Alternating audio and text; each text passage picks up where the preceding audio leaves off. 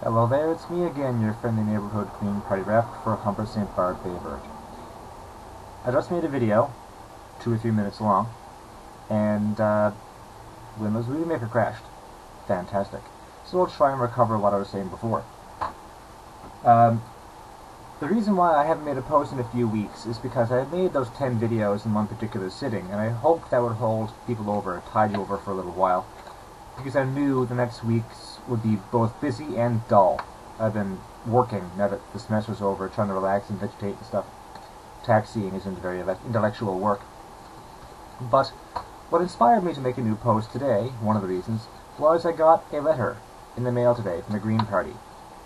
From one Johann Hamels. It's a typical carbon copy thing, all printed off, but there was a handwritten message on the bottom. It begins with, "Thank you so much for your hard work as a Green Party candidate," which tells me that over 300 of these things went out. So it pleases me to know that Johann took the time to send this out to me. He said, "Dear Robin, congratulations for your video blog and the debates you attended. Big thanks." From ED of the Green Party. That means a lot. Not only that my presence in the debates went noticed by people in the Green Party, but also that they knew my blog exists. So I'm guessing I made an impact, which was kind of what it's all about. Anyway, special thanks from the Green Party of Canada. That really made me smile. There's that done now. Also, I wanted to give a shout out to my parents, since I know they don't watch these videos anyway. My father's birthday, Reverend Lauren Gosse, is tomorrow, June 1st. I hope, once my van gets repaired, there's a little bit of suspension work that needs to be done on it. In this town, Corner Brook, go figure, a taxi needs some suspension attention. If I can get into the garage, get that taken care of, tomorrow I'll drive out to the cottage in St. David's on Newfoundland's west coast to see them. It's about 120 kilometers away. Get out and see Dad for his birthday. Failing that, I'll give him a call. But I wanted to buy a baby book. I thought it was really cute. It says it's called My Father, My Hero. And there's 20 or 30 pages about all the things that make dads great people. Always supporting me in my decisions, always being there when I fall, those little cute things. And all the cartoons are based on penguin form factors. I thought it was adorable. And I thought it would be a kind gesture. Dad wouldn't be too pleased if I spent what little income I have on a large gift, so it's something that I think is nice and shows that I put some thought into things. Anyway, there's that. And this has been a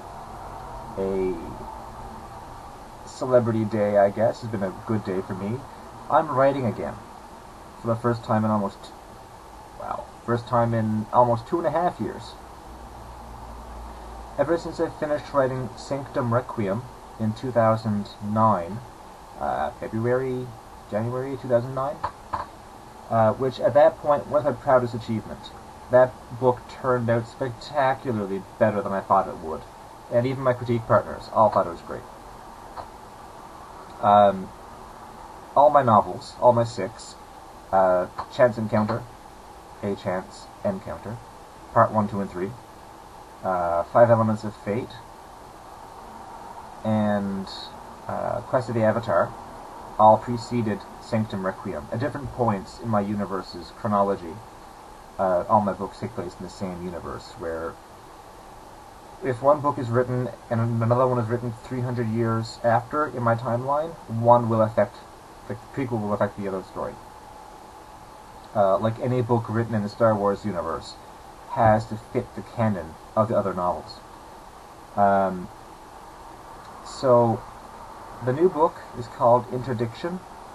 It's about Fleet's first warship ever. It takes place in approximately 2460, I think, in our future. The other books that I had written, I'll haul them up now. Sanctum Requiem took place in 2004. Quest of the Avatar took place in 2500 or so.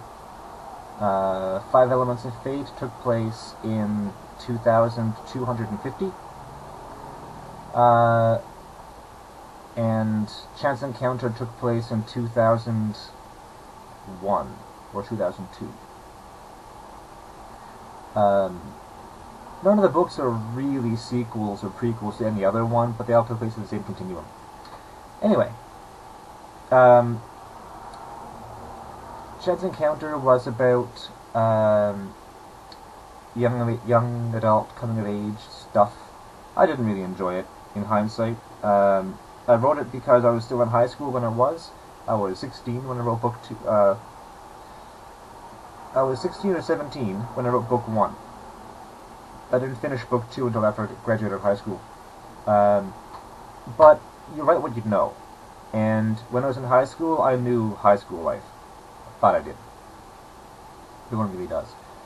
So, that was the only non-sci-fi book that I wrote. After that, chronologically speaking, was my 6th novel, Sanctum Requiem. It was a paranormal science fiction, paranormal fantasy, gothic type story. I write a story and then find what genre it fits into. I don't pigeonhole things. Requiem was a very macabre story. Like a lot of vampire themes, and the main character was a very gothic, morose woman. It worked out well. After Requiem, I wrote Five Elements of Fate. Took place in the year 2225. It was actually my 4th book. The first sci-fi I ever tried. It was a science fiction crime drama type thing. 5 elements of fate indicated 5 different plot threads. 5 characters that had a rotation. Character 1, 2, 3, 4, 5 for the first 5 chapters, and then 1, 2, 3, 4, 5 for the next 5 chapters. Really fast pace. 2-3 pages per chapter. Only the action bits. The rest of it was meant to be hinted at and fed along with. That one worked out really well. The end wrapped up really quickly. One of my critique partners some years ago called it a nosebleed read. Wicked fast, no fluff at all. And it was one of the most paramount elements in my entire chronology. It involved the destruction of Venus colony, it involved the destruction of Mars colony, and an accidental terraforming incident on Mars, where Mars became the new capital of Earth's solar system. It took place before the First Gate incident.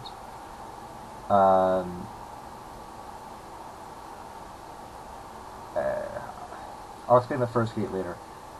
There's how many stories here?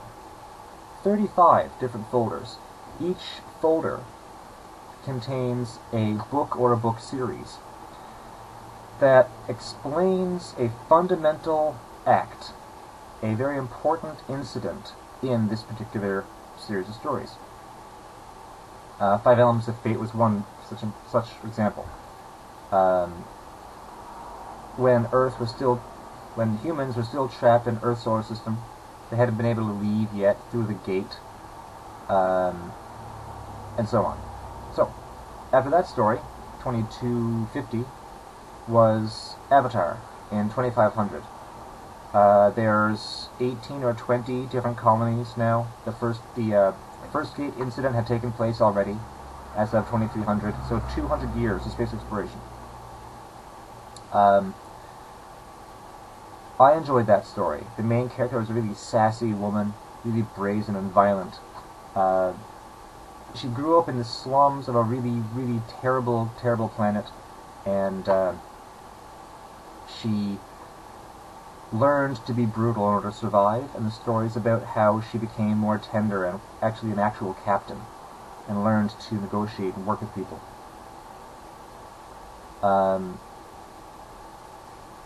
So, the news story, Interdiction, takes place just before Avatar, 2460. The first true fleet warship was commissioned, because there wasn't really a need for it before. Piracy has taken over a lot of the traffic and travel. A lot of citizens have taken on themselves to arm their ships with whatever they can, because the technology doesn't really exist at that point in history.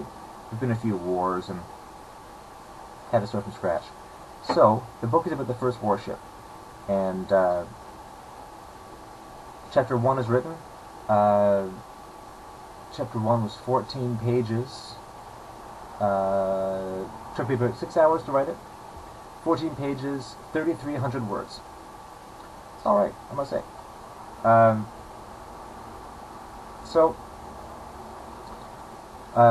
That's the highlight of my week, writing Chapter 1. So now I should be able to snowball that pretty quick. Chapter a day, and I can produce that book in about a month and a half. Fantastic. I am still working on the novel website with James Drover, my programmer. We'll see how that goes. And I'm also still looking for a job. I've applied for half a dozen, and I'm hoping that the job search works out well. If I get a full-time job, I might have to write less, but I can actually afford to live comfortably and not have to work at a taxi anymore. Getting tired of that too. So, video's running long. Great seeing you all again. I'm hoping to pick up my video a day theme, and I hope that I have people watching this video who actually want to be critique partners. I'm looking for people to read my stories, give me some positive, negative, neutral feedback, and help me write better works. We'll see how that goes, and I hope to get some feedback, questions, comments, concerns, drop it below, and see you next time.